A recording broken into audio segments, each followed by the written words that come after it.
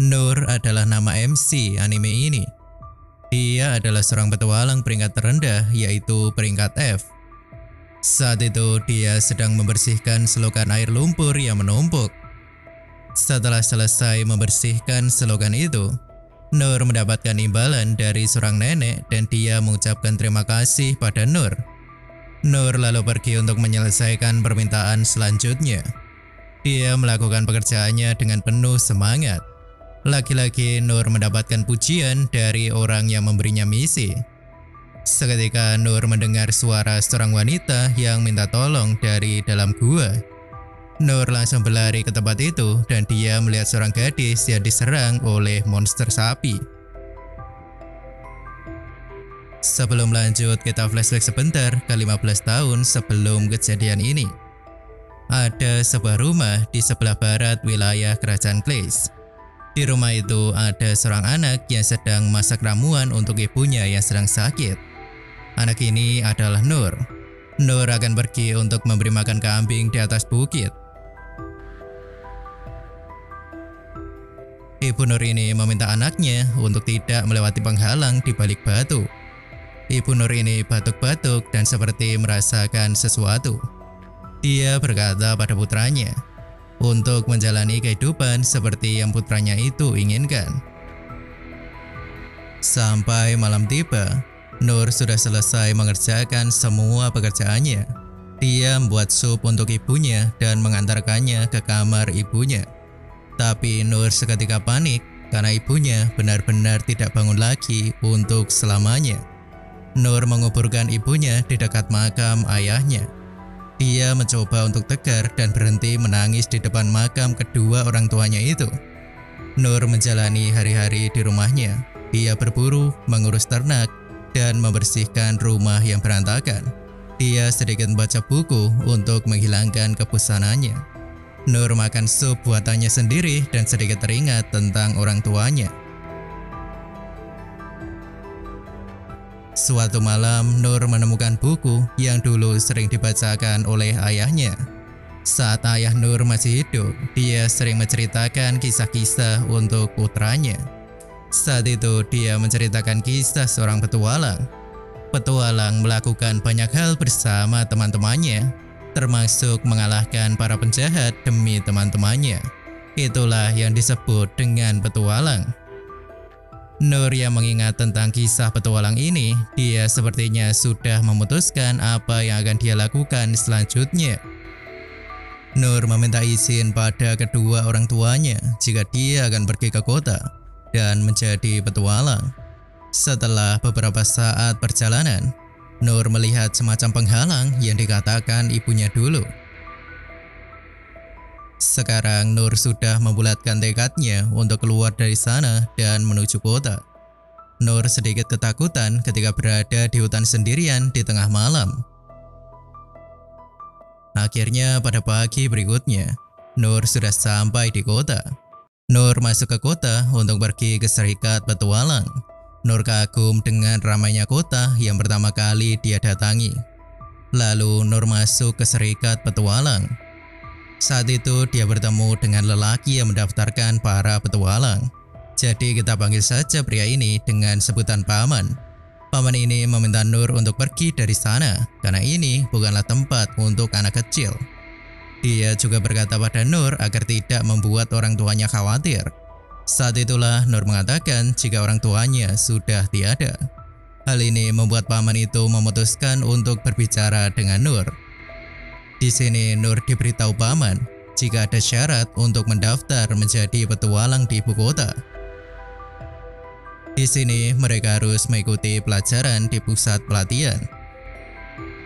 Sebelumnya memang belum ada anak kecil yang mengikuti latihan di pelatihan itu. Di sana Nur akan dilatih oleh para guru dan berlatih untuk mendapatkan job. Jadi Nur diminta untuk mendapatkan skill lebih dulu sebelum mendaftar ke serikat petualang. Pertama, Nur pergi ke tempat pelatihan sportsman. Nur pernah mendengar jika ada seorang swordsman yang bisa membunuh naga hanya dengan sekali ayunan pedang. Nur ikut berlatih bersama orang-orang yang ada di sana. Lalu ada seorang pria yang berhasil membangkitkan skill. Sampai beberapa bulan kemudian, Nur masih semangat berlatih dengan pedang kayu. Namun pelatih di sana yang bernama Sik meminta Nur untuk berhenti. Dia berkata kalau waktu Nur akan terus terbuang sia-sia jika terus seperti itu. Jadi selama latihan ini, Nur hanya bisa memahami skill menangkis untuk menghindari serangan fatal. Sik meminta Nur untuk memilih jalan lain. Kemungkinan Nur akan mendapatkan skill di pusat pelatihan lain. Akhirnya Nur pergi ke pusat pelatihan warrior. Nur menjalani latihan yang berat di tempat itu. Sampai beberapa bulan setelahnya, Nur kembali gagal mendapatkan skill dan dia hanya sedikit menambah kekuatan fisik. Pelatih warrior mengatakan jika Nur terus memaksakan dirinya, maka dia bisa saja mati. Selanjutnya Nur datang ke tempat pelatihan hunter. Tapi lagi-lagi Nur tidak punya bakat untuk menggunakan senjata yang dibutuhkan hunter. Nur mencoba ke tempat pelatihan sebagai chief. Tapi Nur lagi-lagi tidak punya bakat sebagai mata-mata atau pengintai. Karena dia bahkan tidak bisa merasakan hawa kehadiran seseorang. Untuk magician, Nur hanya bisa mengeluarkan sihir api kecil setelah beberapa bulan pelatihan. Nur datang ke pelatihan klerik dan dia gagal lagi. Pelatihan beberapa bulan ini, Nur hanya bisa menyembuhkan luka kecil. Nur berterima kasih pada pelatih yang melatih skill healing ini. Nur datang ke tempat paman dan memberitahunya hal itu. Paman juga heran kenapa Nur tidak mendapatkan job setelah berjuang 3 bulan di setiap pelatihan. Akhirnya paman dengan sedikit sedih mengatakan jika Nur tidak bisa mendaftar di Serikat Petualang. Nur kembali ke rumahnya dengan wajah murung. Nur datang ke makam kedua orang tuanya. Sekarang Nur sadar kalau dia benar-benar tidak memiliki satupun bakat. Jadi dia tidak menyerah jika dia tidak punya bakat. Maka dia akan berlatih terus dan terus untuk mencapai tujuannya. Nur mencoba berlatih pedang dan mengingat perkataan Sik. Sik pernah berkata, jika Nur terus melatih satu skill, maka dia mungkin bisa mendapatkan skill baru. Nur menggunakan skill pari atau menangkis, karena ini adalah satu-satunya skill yang dia dapatkan di pelatihan swordsman. Nur terus berlatih pagi, siang, malam tanpa henti. Setahun kemudian, Nur bisa menangkis 10 pedang hanya dengan sekali tarikan nafas. 3 tahun kemudian, Nur bisa menangkis 100 pedang dengan sekali tarikan nafas. Nur terus latihan tanpa henti hingga pedangnya terus-terusan rusak. Nur masih terus melanjutkan latihan ini sampai 10 tahun berikutnya. Pada hari itu, Nur sudah bisa menangkis 1000 pedang dengan sekali tarikan nafas. Tapi dia juga masih belum mendapatkan skill baru. Pagi harinya, Nur ingin mencoba untuk terakhir kalinya. Nur kembali datang ke Serikat Petualang dan memberikan daftar skill yang dia miliki. Resepsionis di sana bertanya apakah ini benar-benar skill yang dimiliki Nur. Resepsionis itu memberitahu tentang pusat pelatihan di ibu kota. Lalu Nur mengatakan jika dia sudah mengikuti semua latihan itu. Nur sadar jika sepertinya dia memang benar-benar tidak bisa mendaftar. Saat itu paman datang dan minta Nur untuk tidak mengganggu pegawainya. Saat itu Nur menyapa paman dan paman itu akhirnya sadar jika pria di depannya itu adalah Nur. Nur menceritakan jika dia selalu melatih skillnya selama 14 tahun. Mendengar hal itu, paman beritahu tentang peringkat para petualang. Tertinggi adalah peringkat S dan yang terendah adalah peringkat E. Jadi untuk rank E ini semakin banyak skill akan semakin baik. Tapi Nur tidak memilikinya. Jadi paman beritahu lagi jika ada satu peringkat lagi yang paling rendah. Nur begitu semangat setelah mendengar hal itu. Peringkat terendah itu adalah peringkat F. Rank F ini bahkan hampir tidak pernah didengar oleh para petualang. Rank F ini ada syaratnya. Petualang rank ini hanya boleh menerima misi di dalam kota saja.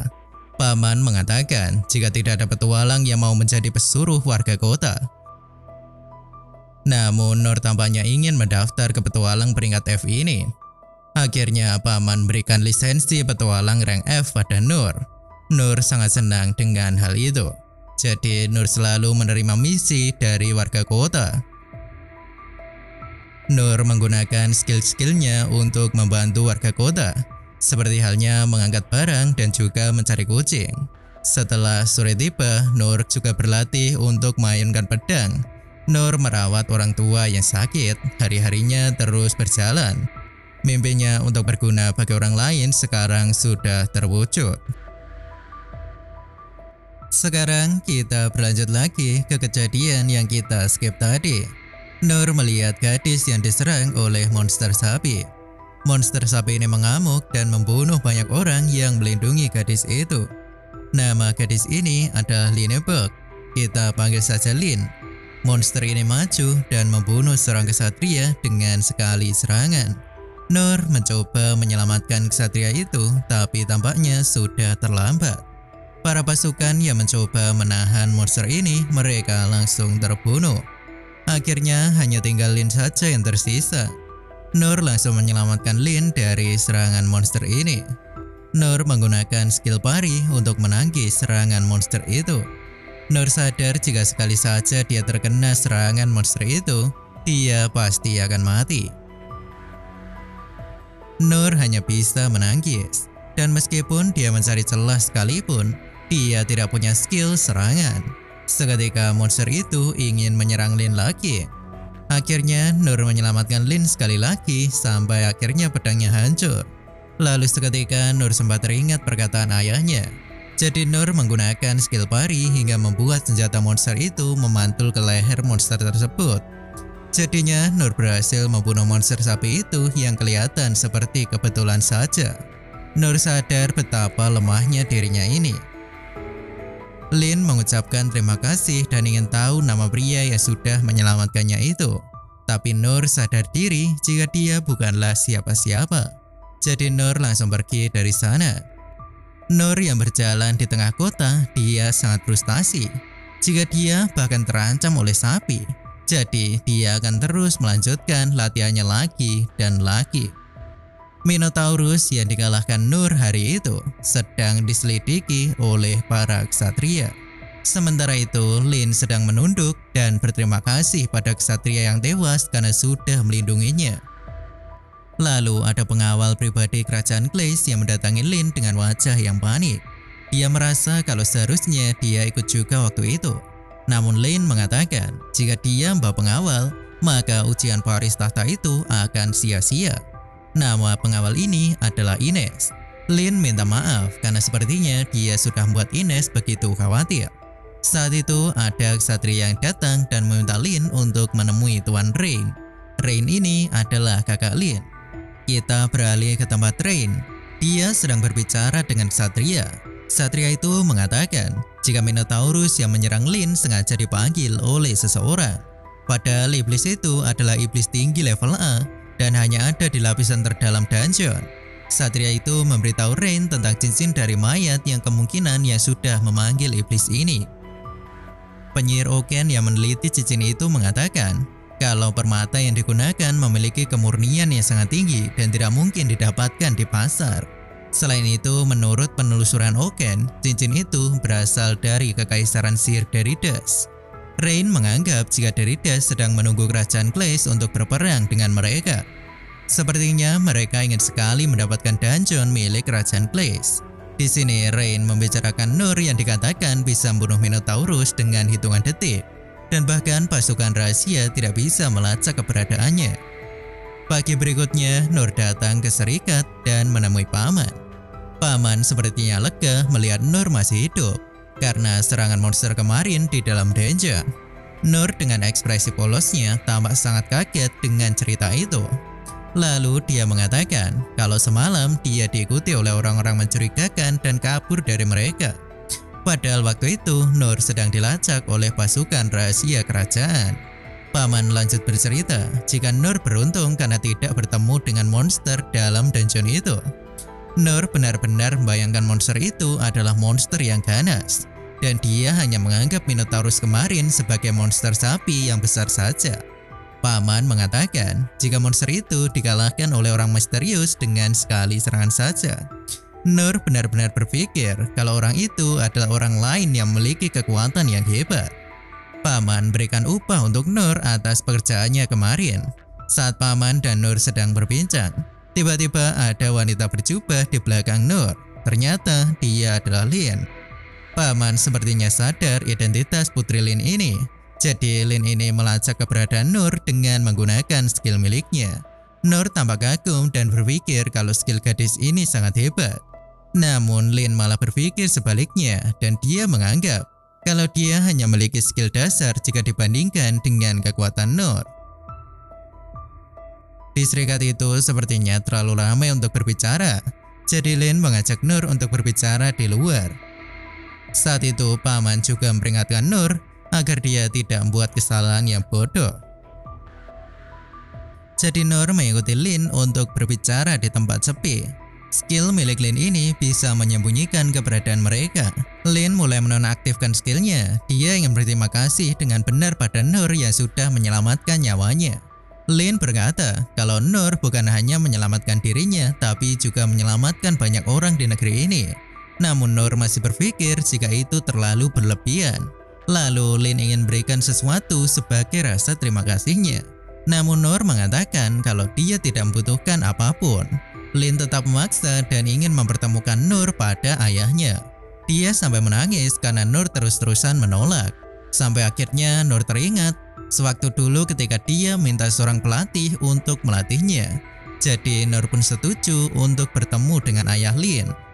Lin pun menggunakan skill penyembunyiannya lagi untuk pergi ke rumahnya. Nur berjalan di belakang Lin dan sampai di rumah keluarga Glaze. Nur akhirnya paham maksud paman yang mengatakan untuk tidak melakukan kesalahan bodoh.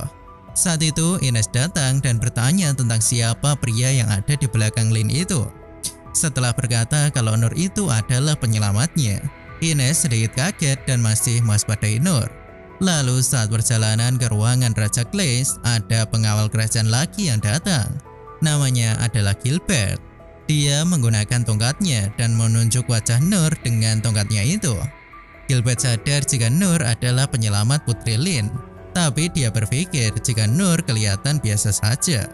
Ines masih sangat waspada dengan kekuatan Nur, jadi dia minta Gilbert untuk ikut mengawal putri Lin. Lalu kita beralih sebentar ke tempat ruang raja.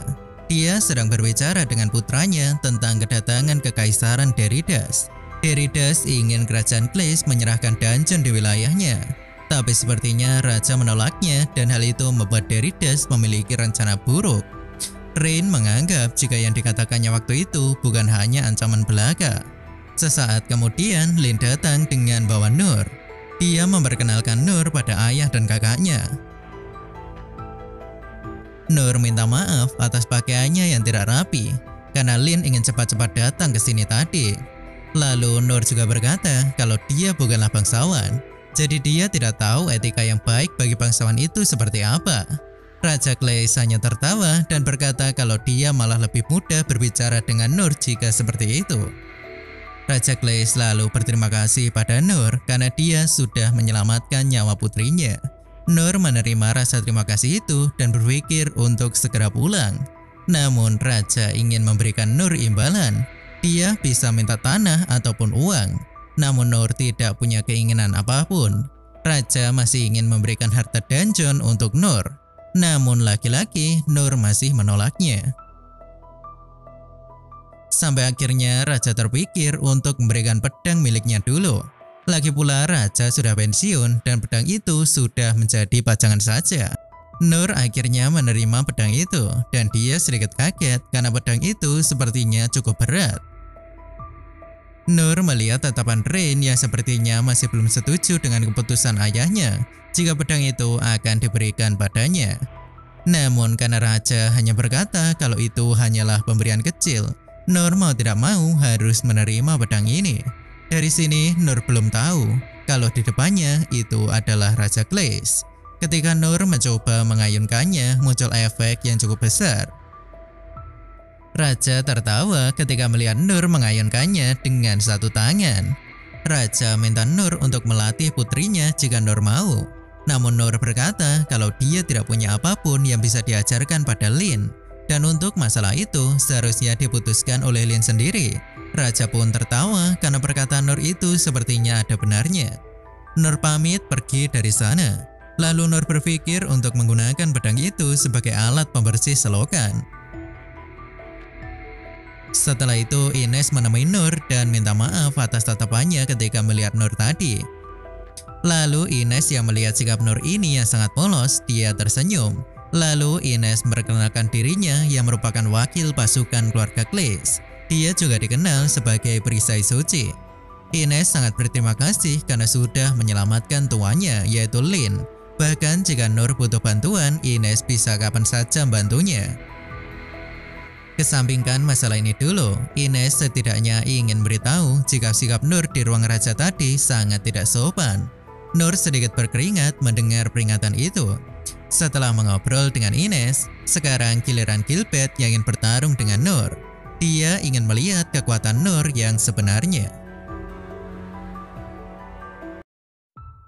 Dari itu Gilbert menantang Nur latihan bertarung. Sebenarnya Nur sangat lelah dan ingin segera pulang. Gilbert membawa Nur ke arena pelatihan yang digunakan oleh para ksatria. Nur cukup tertarik dengan latihan ini, karena dia juga tidak punya teman berlatih sejak dari sekolah petualang beberapa waktu yang lalu. Gilbert mengambil tombak kayu dan dia berkata kalau dia ini cukup terkenal di ibu kota kerajaan. Nur memilih senjata yang akan dia gunakan. Menurutnya latihan ini adalah anugerah untuk seorang pemula sepertinya ini. Nur naik ke arena pertarungan dan dia diremehkan oleh para ksatria yang ada di sana. Gilbert menyerang Nur dengan tombaknya. Nur bisa menghindari serangan-serangan tombak yang begitu cepat. Nur kagum dengan serangan itu yang dianggap hasil latihan gila-gilaan hingga mencapai level seperti ini. Tapi dia merasa serangan itu masih terlalu lambat. Jadi Nur salah paham lagi. Dia mengira jika Gilbert tidak perlu menggunakan kekuatan yang sesungguhnya hanya untuk melawannya. Nur berkata dengan polos kalau Gilbert bisa menyerang lebih serius lagi. Gilbert menambah kecepatan serangannya, dan Nur malah berpikir jika Gilbert sengaja membuat celah. Tapi sebenarnya Gilbert sendiri bingung kenapa tombaknya tidak ada yang kena. Gilbert mencoba serangan tipuan, tapi Nur masih bisa menghindar dan masih berpikir jika Gilbert masihlah belum serius.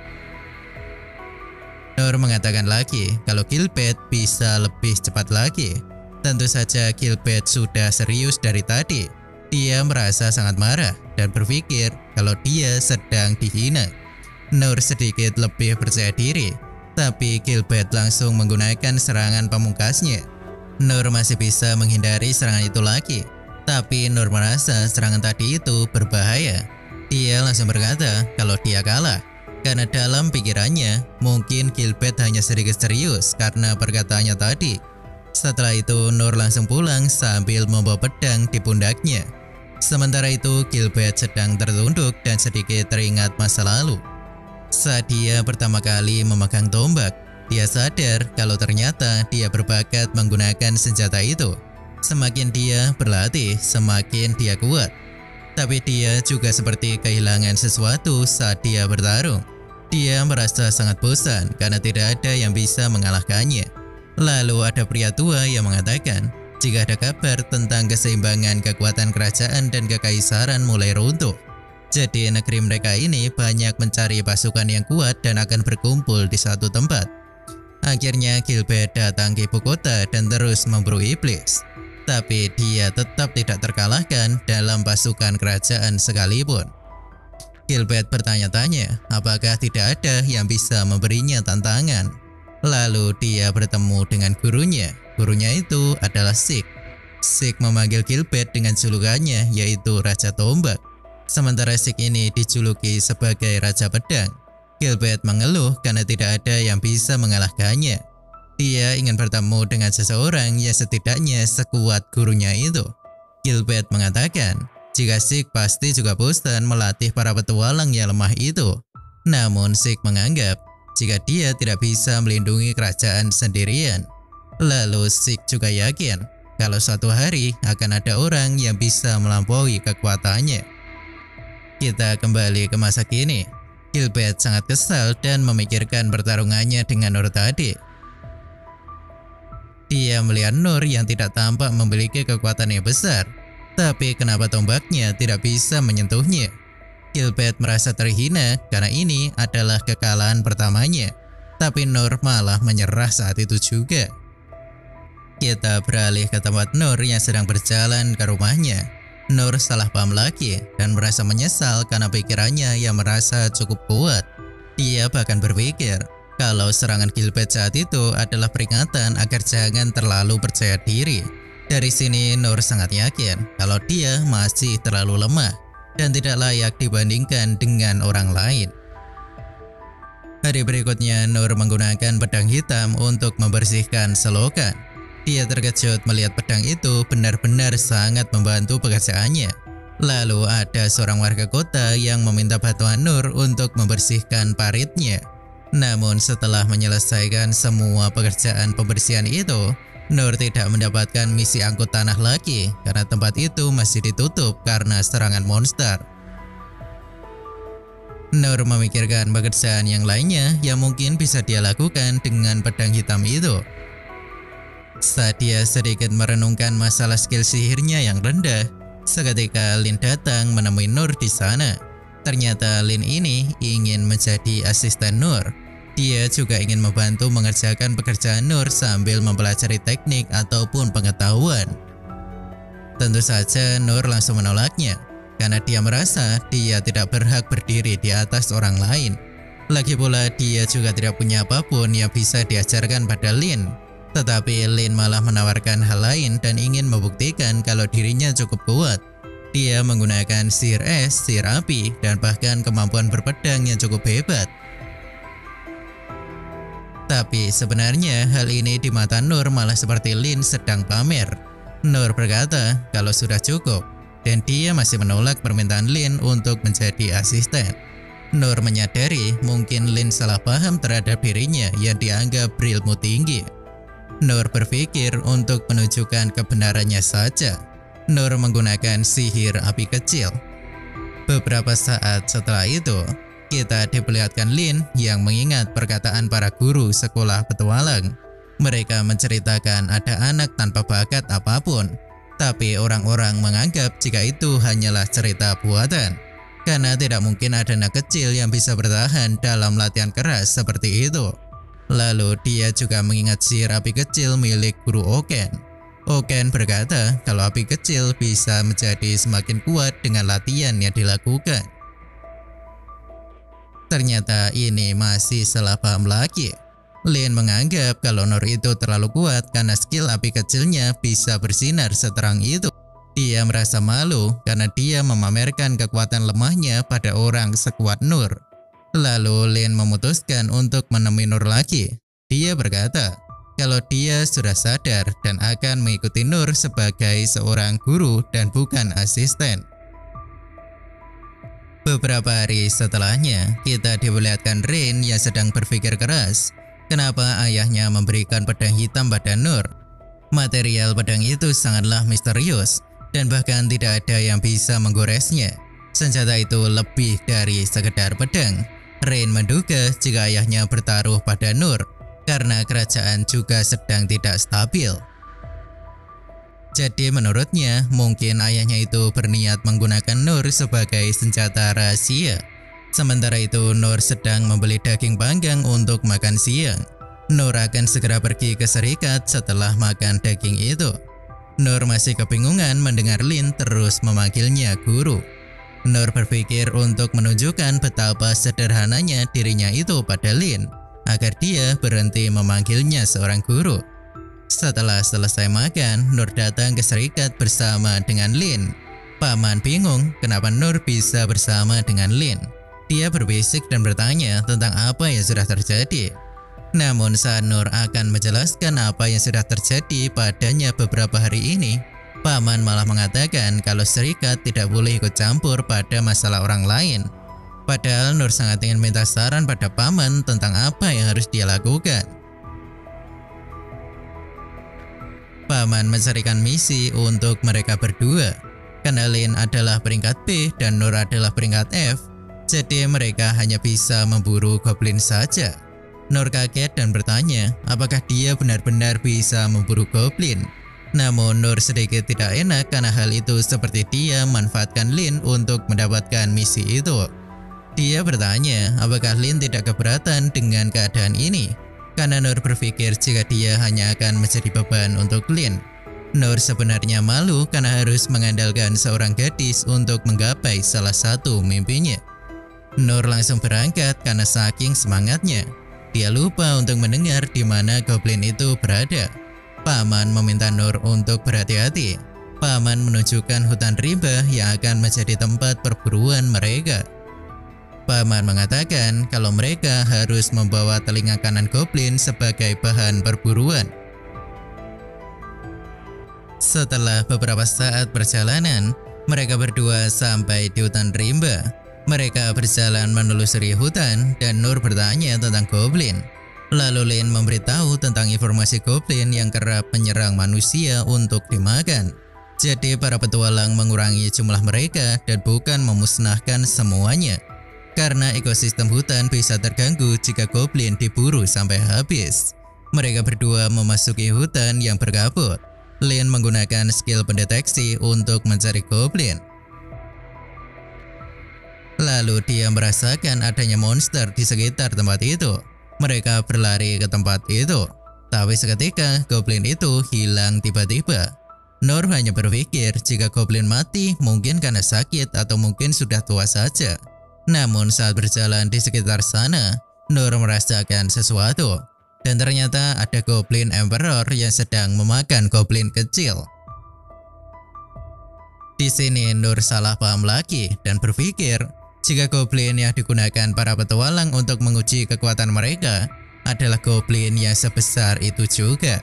Goblin itu menggunakan pohon untuk senjatanya. Lin ketakutan karena dia sadar kalau di depannya itu adalah goblin emperor. Lalu Noor yang melihat wajah Lin itu ketakutan, dia hanya berpikir kalau Lin itu kurang pengalaman. Lalu dia mengatakan kalau monster itu hanyalah goblin. Lin langsung bersiap karena dia percaya dengan perkataan Noor yang menganggap goblin emperor hanyalah goblin biasa. Salah paham semakin berlanjut. Lin mengira kalau semua ini ada dalam rencana Noor. Dia berpikir kalau alasan Noor datang ke sini bukan untuk memburu goblin biasa, tetapi untuk memburu goblin emperor. Noor menangkis serangan goblin itu dengan pedang hitam. Dia terus menangkis dan meminta Lin untuk menyerang. Namun serangan Lin tidak mempan pada goblin itu. Lin memikirkan cara untuk menyerang goblin itu. Lalu dia melihat goblin itu memiliki regenerasi yang sangat cepat karena adanya batu sihir di kepalanya.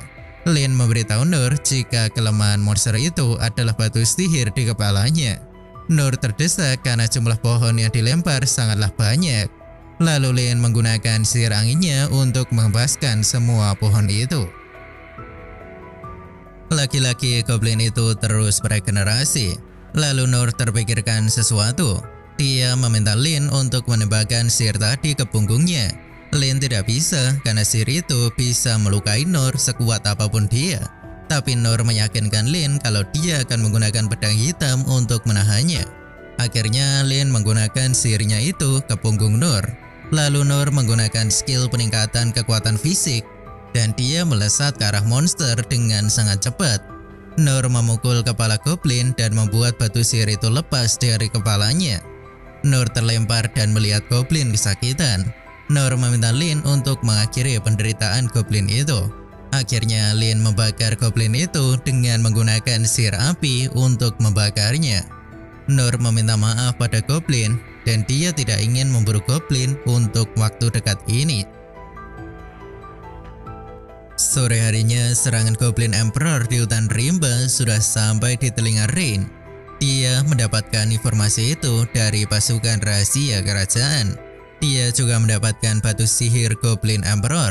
Menurut mereka goblin itu sangatlah kuat dan dia tidak berpikir kalau goblin itu bisa dikalahkan oleh 2 orang saja. Pasukan rahasia itu mengatakan jika goblin itu menyembunyikan diri dengan segel yang sangat kuat. dan mungkin sudah bersembunyi di sana dalam beberapa hari. Rain bingung dengan bagaimana cara mereka bisa membawa monster sebesar ini tanpa disadari oleh pasukan kerajaan. Lalu Rain meminta pasukan rahasia untuk terus melanjutkan investigasi tentang kasus ini.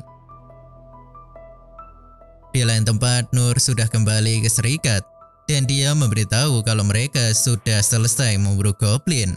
Noor merendah dan berkata kalau dia diselamatkan Lin dalam perburuan ini. Lalu paman juga bercanda, mungkin Noor hanya menonton dari jauh. Noor mengatakan kalau dia hanya membantu sedikit dari belakang. Lalu Noor menceritakan jika goblin itu mempunyai batu sihir di kepalanya. Paman kebingungan karena goblin memiliki batu sihir di jantungnya. Dia bertanya, apakah Noor yakin apakah itu benar-benar goblin? Lin malah tidak mengatakan kalau itu Goblin Emperor. Dan dia memberitahu jika menurut gurunya adalah goblin, maka itu memanglah goblin. Namun setelah paman bertanya telinganya di mana, namun Noor malah lupa dan mereka sudah membakar semuanya sampai habis. Rain menyadari sesuatu setelah dia membaca keluhan-keluhan yang ditulis rakyat kerajaan. Dia minta para pasukan rahasia untuk membentuk regu bagi para anggota yang bisa menggunakan search ataupun uncover. Selain itu, dia minta pasukan rahasia untuk memanggil 6 instruktur. Rain sadar jika monster dari Deridas sudah dikirim ke kerajaan mereka sejak awal. Dia benar-benar marah. Memangnya apa yang sudah dilakukan Glaze pada Deridas hingga mereka melakukannya sampai sejauh ini? Di sisi lain, Noor sedang makan daging panggang bersama Lin di kedai pinggir jalan. Ternyata paman memberikan imbalan untuk Noor pada saat dia lupa membawa telinga goblin pada misinya waktu itu. Paman memberikan imbalan karena itu adalah perburuan pertama Noor. Di sini Noor sangat senang dan berkata kalau makanan perburuan pertama terasa sangat enak untuknya. Tapi entah kenapa Lin hanya menjawab iya. Padahal Noor jelas-jelas mengatakan kalau ini adalah perburuan pertamanya. Beberapa saat setelahnya, Lin selesai makan dan dia pamit pulang dulu. Noor berterima kasih sekali lagi karena misi mereka selesai karena bantuan Lin. Seketika kakak Lin datang dan menemui mereka berdua. Rain meminta Noor untuk pergi ke kota di distrik gunung. Rain punya rencana sendiri. Dia bahkan sudah menyiapkan kereta dan pengawal sekalian. Saat itu Noor hanya menganggap jika dia hanya akan menjadi pembawa barang. Esok paginya Noor sudah naik kereta bersama Lin dan pengawal yang mengawal mereka adalah Ines. Di dalam kereta Lin tampak murung dan sepertinya dia memikirkan sesuatu. Namun Noor merasa bersemangat karena dia bisa melihat pemandangan padang gurun yang luas. Lalu dia sempat terpikir jika dia ingin menjadi petualang yang normal dan berkelana sendirian. Sementara itu Lin sedikit khawatir ketika dia teringat perkataan kakaknya kemarin sore. Dia berkata kalau besok Lin diminta untuk pergi ke distrik Gunung Toros. Lalu jika dia sudah sampai di sana dan tidak terjadi apapun, mereka diminta untuk pergi ke negeri terokrasi Suci Mitra. Ines menenangkan Putri Lin kalau dia ada di sana untuk melindunginya. Sebenarnya tadi malam, Ines sudah diberitahu Rain jika kerajaan Glaze akan segera mengalami krisis yang tidak terduga. Jadi dia minta Ines untuk membawa adiknya kabur ke negeri tetangga bersama dengan Noor.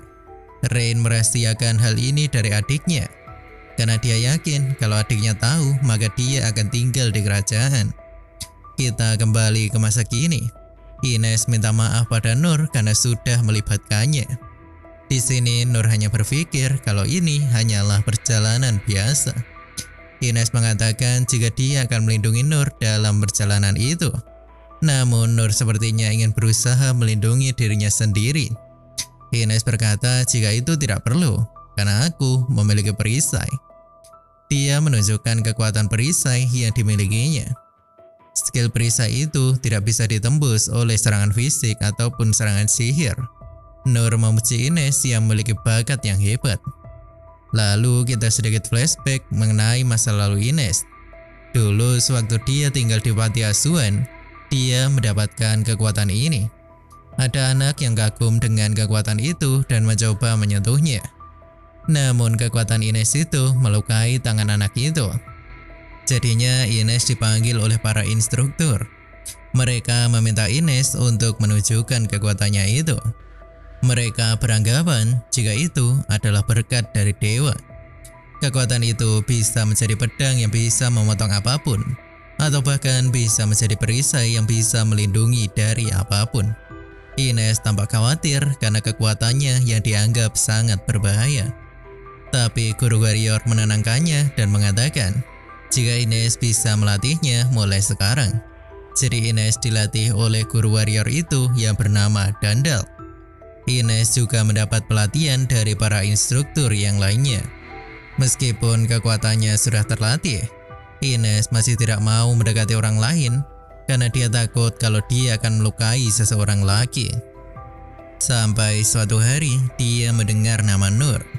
Nama itu bukanlah nama yang tidak dia kenal. Karena dulu warrior Dandal pernah menyebut nama Nur ketika terjadi situasi yang merepotkan. Ines sudah menganggap Dandal sebagai ayahnya sendiri. Mendengar nama itu, Ines sedikit merasa iri karena di sana ada dia. Tapi ayahnya malah mengharapkan orang lain yang ada di sana. Kita kembali ke masa kini. Nur merasa ada yang aneh di tengah ladang gandum. Nur meminta Ines untuk menghentikan kereta. Lalu dia menggunakan skill uncover untuk menghancurkan skill penyembunyian. Sebelum itu kita dialihkan ke tempat Rain yang mendapat laporan jika para monster sudah muncul di ibu kota. Rain memerintahkan para prajurit itu untuk mengirim pasukan rahasia dan pasukan pemburu untuk melawan semua monster itu. Dia juga meminta mereka untuk mengevakuasi warga kota. Lalu Raja Glaze juga marah melihat tindakan yang dilakukan oleh Deridas pada kerajaannya. Sementara itu, para instruktur juga sedang bertarung dengan para monster kuat yang ada di beberapa lokasi. Raja Glaze sadar jika Deridas sengaja memecah belah kekuatan pasukannya. Lalu kita kembali lagi ke tempat Nur. Di sana ada anak dari ras iblis yang kehilangan kontak dengan monster yang dia kendalikan. Monster itu adalah naga hitam kematian. Nur langsung menerjang ke arah monster itu untuk melindungi anak ras iblis itu. Ines berteriak pada Nur untuk memperingatkannya sesuatu.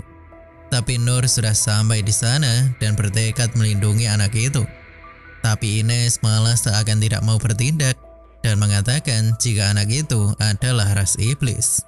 Lin pernah mendengar ras iblis ini dari kakaknya. Jadi ras iblis ini bisa mengendalikan monster dan mereka dianggap jahat. Dulu ada salah satu dari mereka yang menggunakan kekuatan itu untuk menghancurkan sebuah negeri. Rain mengatakan jika keturunan ras iblis masih ada sampai sekarang ini. Jadi mungkin mereka sangat membenci manusia karena manusia sudah hampir memusnahkan ras mereka. Lalu Ines menjelaskan pada Putri Lin jika anak itu sengaja membawa monster naga itu menuju kota.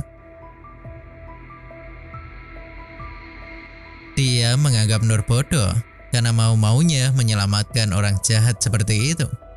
Dia juga menghentikan Lin yang ingin ikut membantu Nur menghadapi monster itu.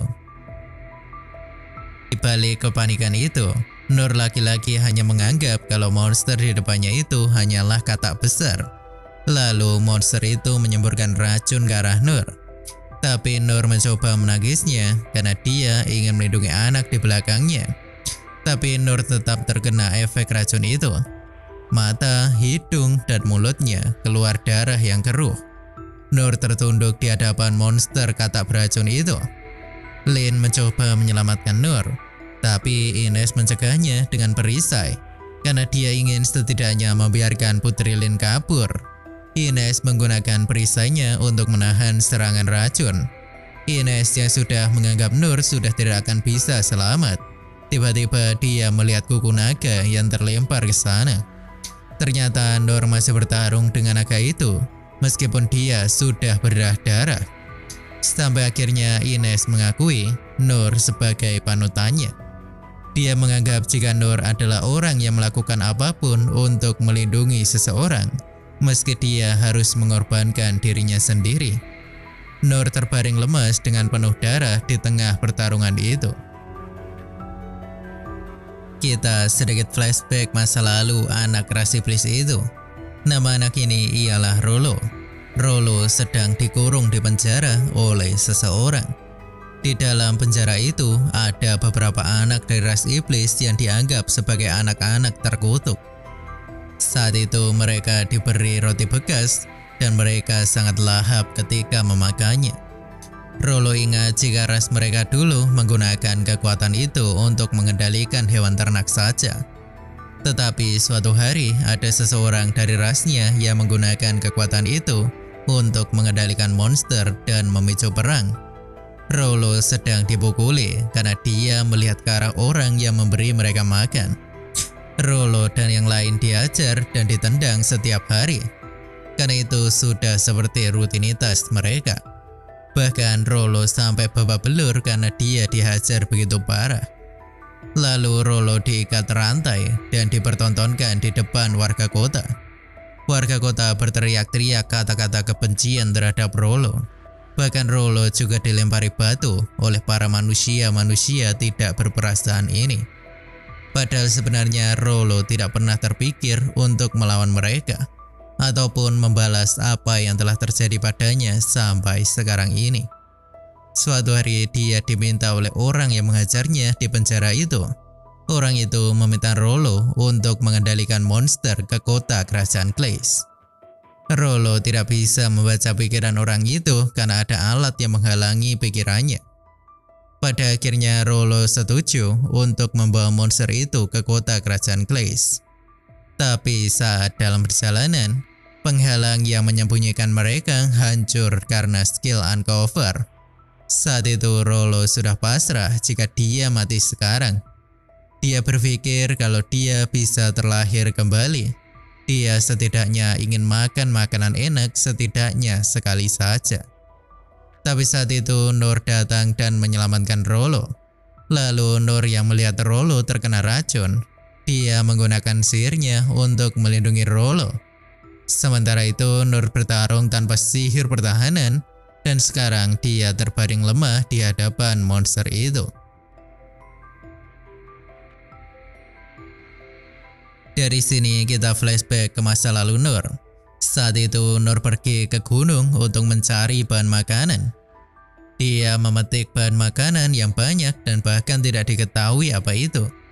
Tapi Nur ingin mencobanya membuat sup dengan bahan-bahan itu. Nur berpikir kalaupun dia makan bahan yang tidak seharusnya dimakan, dia hanya akan sakit perut saja. Tapi ternyata ada satu bahan yang ternyata racun mematikan. Tapi esok harinya Nur masih bisa bergerak dan mencoba mencari tahu bahan beracun itu. Ternyata tumbuhan itu adalah racun penghancur naga. Tapi Nur tetap melakukan latihannya meskipun dia sedang keracunan. Nur kembali normal ketika dia bangun di pagi berikutnya. Lalu Nur datang ke hutan lagi untuk mencari makanan. Tapi dia lagi-lagi digigit ular beracun dan pingsan seketika. Tapi dia bisa sembuh lagi setelah beristirahat. Nur akhirnya mencoba memakan ular beracun itu. Lalu dia mencoba menggigitkan ular beracun itu lagi. Nur merasa tidak kenapa-napa dan dia berharap akan mendapatkan skill baru. Tapi hal itu tidak pernah terjadi. Meskipun Nur sudah memakan banyak sekali hewan dan tumbuhan beracun yang dia temui di hutan, dia terus makan racun itu padahal mulutnya juga sudah berdarah-darah. Jadi Nur sekarang berpikir kalau katak beracun itu mungkin rasanya enak. Nur yakin jika dia hanya keluar darah, maka itu masih aman. Jadi Nur lanjut bertarung dengan monster itu. Nur terus menangkis serangan monster itu. Lalu monster itu akan menggunakan serangan racun yang lebih kuat lagi. Jadi Nur langsung menutup mulut monster itu dengan pedangnya, hingga membuat monster itu meleleh karena racunnya sendiri. Nur berbalik dan mendekat ke arah Rollo dan bertanya apakah dia baik-baik saja. Rolo jujur pada Nur kalau dia adalah yang bawa monster itu sampai di sini. Tapi Nur salah paham lagi. Dia berpikiran kalau katak itu adalah bahan makanan yang akan dikirim ke kota. Nur merasa bersalah karena fantasi yang dia pikirkan itu. Nur menunduk dan minta maaf pada Rolo karena dia sudah merusak hewan yang akan dia kirim ke kota. Rolo berkata kalau itu tidak apa-apa dan Nur juga tidak usah ganti rugi. Nur penasaran bagaimana Rolo bisa membawa monster itu sampai ke sini. Karena tidak mungkin dia menariknya sampai sejauh itu. Lalu Rolo mengatakan kalau dia adalah ras iblis dan bisa mengendalikan monster. Nur tampak kagum dengan skill Rolo ini. Nur semakin kagum dengan Rolo yang mengatakan kalau dari lahir dia sudah bisa menggunakannya. Nur berharap kalau dia juga memiliki kekuatan seperti ini. Rolo bertanya apakah Nur tidak takut padanya. Padahal ada beberapa orang yang takut atau bahkan benci pada ras iblis.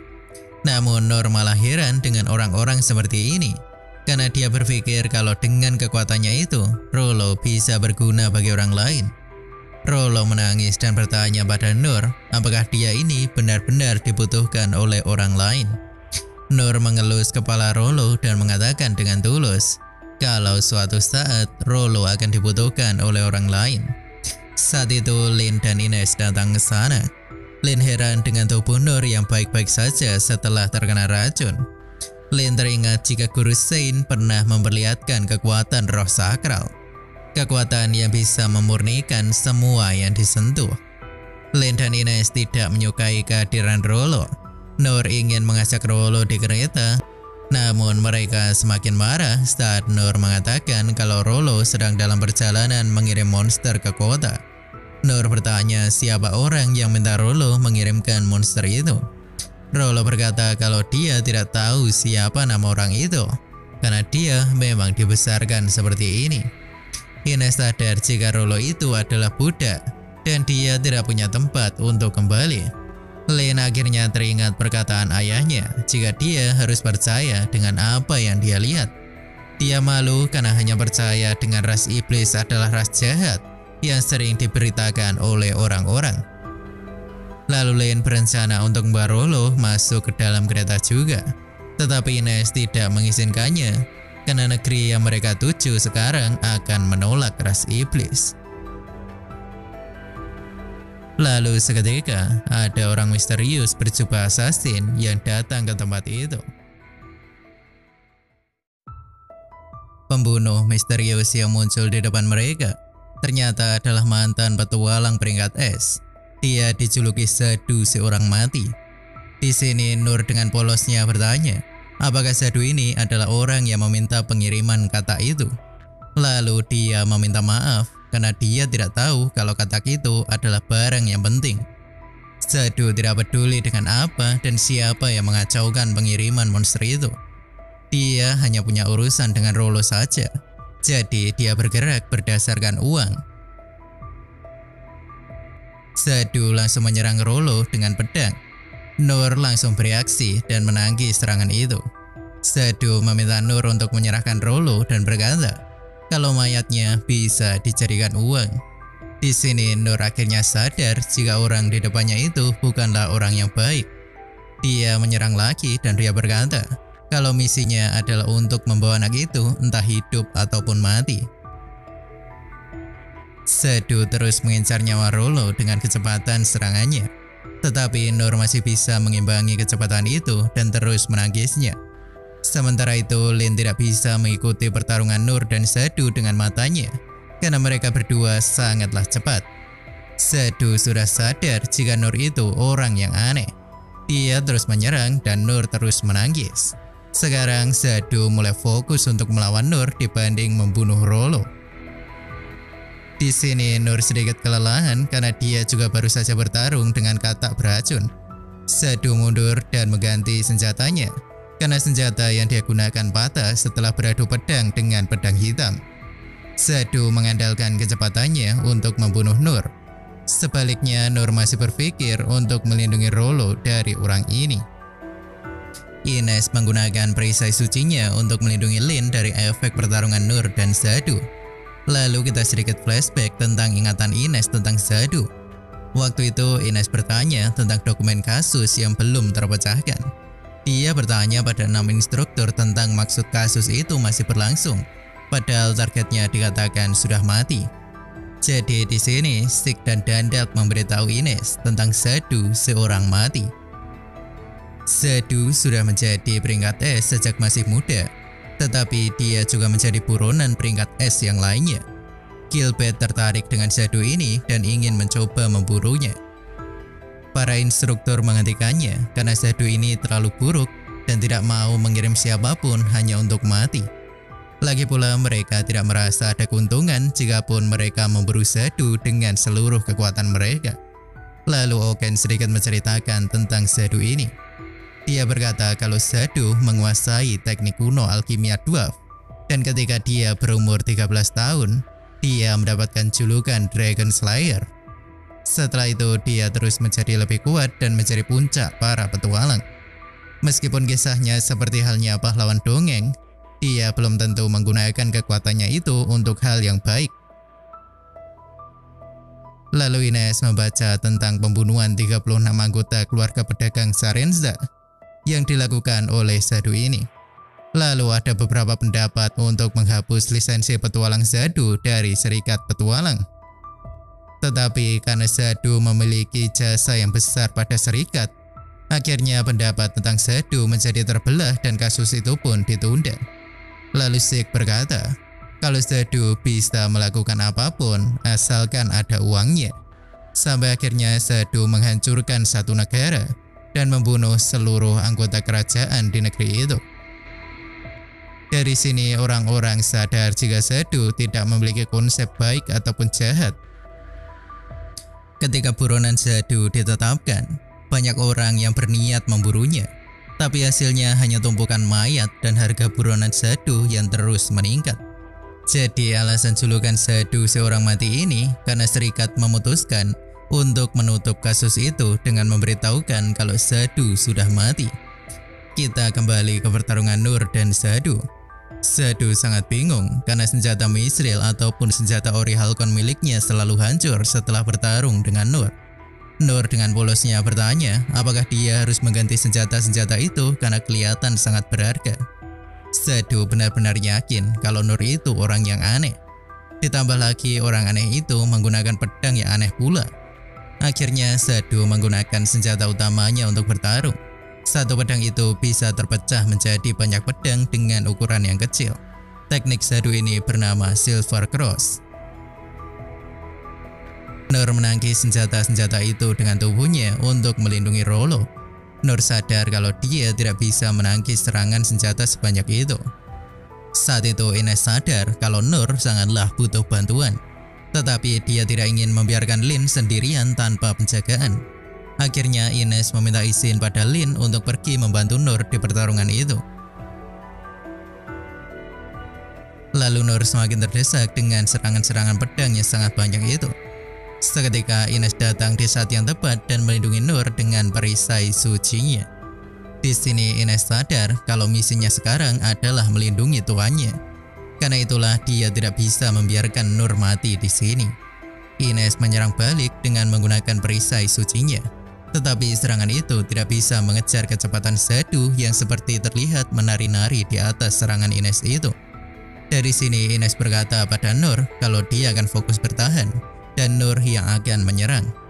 Nur melihat pedang terbang itu dan teringat jika dulu dia pernah menyerang burung dengan yang lebih cepat dari pedang-pedang itu. Sampai akhirnya Nur memiliki ide untuk menyerang balik. Nur minta Ines untuk membuka perisai di depannya ketika dia memberikan aba-aba. Nur menggunakan peningkatan fisik ke tangannya dan dia melemparkan kuku katak beracun ke arah pedang terbang itu. Nur terus melemparkan kuku monster itu dan menghancurkan pedang-pedang itu. Lalu Zadu menyerang Ines dari belakang, tapi Nur bereaksi dengan cepat dan menangkis serangan itu. Nur dengan santainya berkata kalau itu membuatnya terkejut. Laki-laki Nur minta maaf karena sudah merusak senjata Zadu. Zadu semakin tidak paham karena bertarung dengan orang aneh dengan pedang yang aneh. Akhirnya Sado memilih untuk menyudahi pertarungan itu karena senjatanya juga sudah banyak yang rusak. Lalu dia mengatakan jika di ibu kota kerajaan Glace akan ada festival yang sangat besar. Ines bertanya apa maksud perkataan Sado itu, tetapi Sado tidak menjawabnya dengan jelas dan dia mengucapkan selamat tinggal pada Nur. Tetapi lagi-lagi dia dibuat kaget karena Nur menjawabnya sampai jumpa juga. Sado berhenti dan mengatakan jika di antara orang aneh yang dia temui selama ini, tampaknya Nur adalah yang paling gila di antara mereka semua. Sado menggunakan teknik kabut dan menghilang dari sana. Setelah itu Lin menghampiri mereka dan sedikit penasaran dengan festival yang dikatakan Sado tadi. Jadi Nur berkata pada Lin apakah mereka kembali saja ke ibu kota. Tetapi Rollo malah ketakutan mendengarnya. Dia berkata kalau mereka tidak boleh kembali. Rollo memberitahu kalau ibu kota akan didatangi monster yang terbesar dan sudah pasti kota itu akan musnah. Tetapi saat itu Nur masih tidak paham juga karena dia masih berpikir saat ini dia sedang melakukan perjalanan biasa. Lin meminta Ines untuk kembali ke ibu kota, tetapi Ines sempat menolak. Namun Lin sepertinya tahu apa yang dipikirkan kakaknya jika dia hanya ingin membiarkan Lin kabur dari ibu kota. Lin sadar jika pun sekarang dia kabur, di masa depan dia hanya akan mengalami nasib yang sama seperti para ras iblis seperti Rollo ini. Jadinya mereka memutuskan untuk kembali ke ibu kota. Nur berkata pada Rollo apakah dia akan ikut atau tidak. Jika memang dia tidak mau ikut, maka lebih baik dia berpisah di sini saja. Tetapi Rollo sepertinya mau ikut bersama mereka bertiga. Karena yang Mbak Monster itu mungkin adalah teman-temannya. Di sini Lin berpikir kalau Nur pasti tersentuh dengan kisah Rollo yang mengharukan itu. Tetapi nyatanya Nur hanya berpikir untuk memakan katak beracun yang dia kalahkan tadi. Saat dalam perjalanan, Lin berpikir jika tugasnya sekarang sebagai putri kerajaan bukanlah melarikan diri. Tetapi dia harus membawa Nur yang tampak seperti pahlawan dongeng untuk kembali ke ibu kota kerajaan. Sementara itu Rain mendapat laporan dari ksatria kerajaan tentang situasi di ibu kota sekarang ini. Tapi dia merasa akan ada yang datang lagi. Tapi masalahnya dia tidak tahu kapan dan dari mana monster itu akan datang. Sampai akhirnya Rain merasa ada yang aneh dengan langit di atas ibu kota. Lalu Rain menggunakan skill uncover dan ternyata ada naga yang dikirim ke ibu kota kerajaan itu. Naga itu adalah naga malapetaka. Kita sedikit flashback tentang masa kecil Nur ketika ayahnya masih hidup dulu. Waktu itu Nur sedang membaca tentang cerita naga yang jahat yang disebut naga iblis. Sampai akhirnya ada petualang yang berhasil membunuh naga itu dan disebut sebagai pahlawan pembunuh naga. Nur sangat terkesan dengan cerita itu dan ingin menjadi pahlawan seperti itu juga. Tetapi ayahnya yang tertawa kecil dan bercanda dengan putranya itu. Kita kembali ke masa sekarang. Nur merasakan sesuatu dari arah ibu kota kerajaan. Lalu Lin kaget ketika melihat naga malapetaka yang ada di langit ibu kota. Rakyat di ibu kota kerajaan diselimuti ketakutan ketika melihat naga malapetaka yang ada di atas mereka. Rain sangat kebingungan dan berpikir, apakah kekaisaran tahu apa yang sudah mereka lepaskan? Dia berkata apakah Deridas itu bodoh sudah melepaskan makhluk seperti itu hanya untuk perselisihan antar manusia. Naga malapetaka itu mengaum dan membuat seluruh ibu kota panik.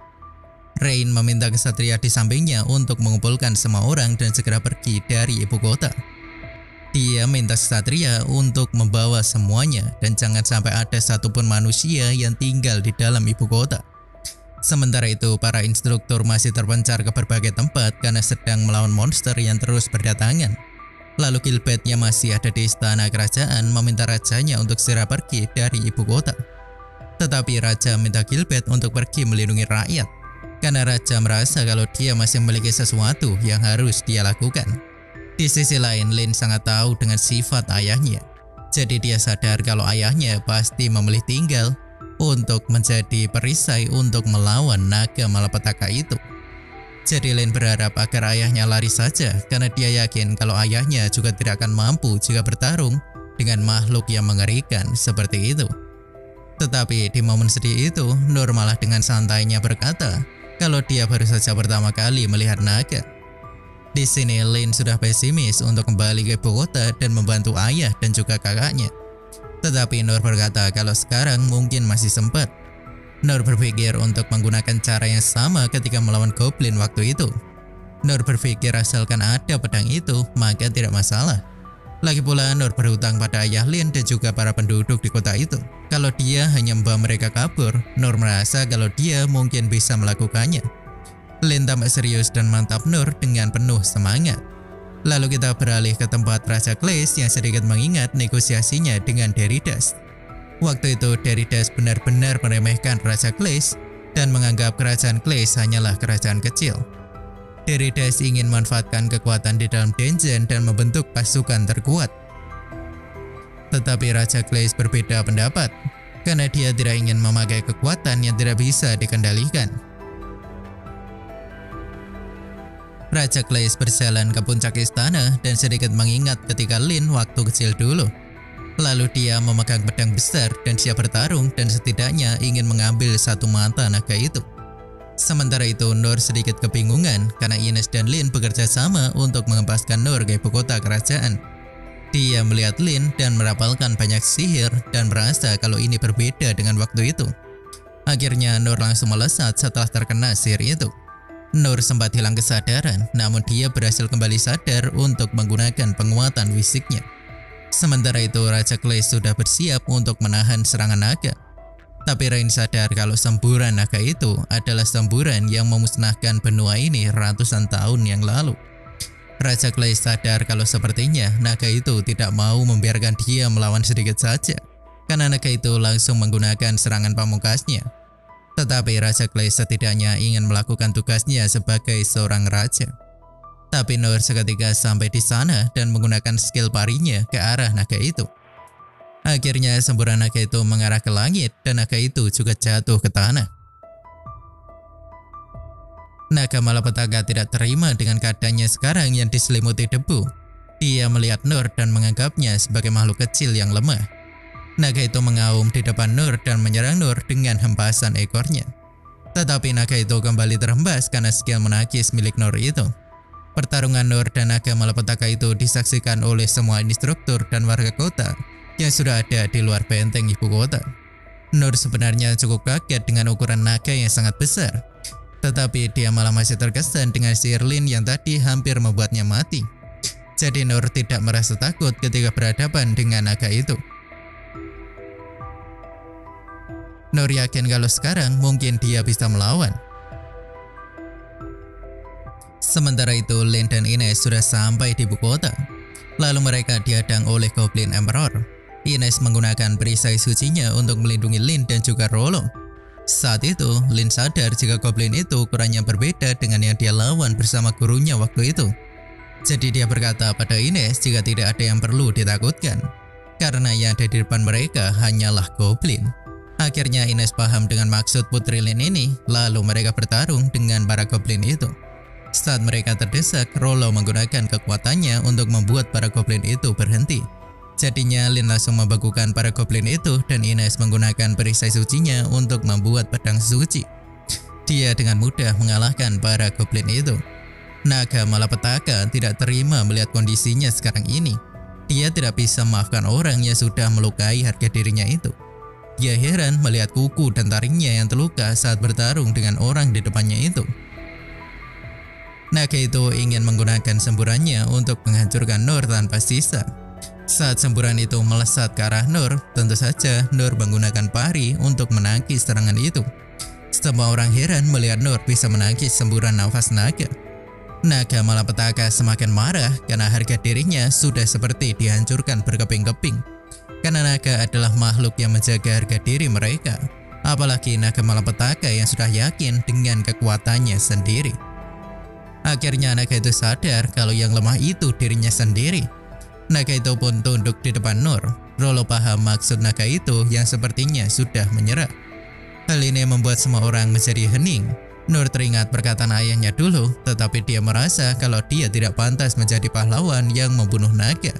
Karena dia memilih untuk menaruh pedangnya setelah melihat naga itu menyerah di depannya.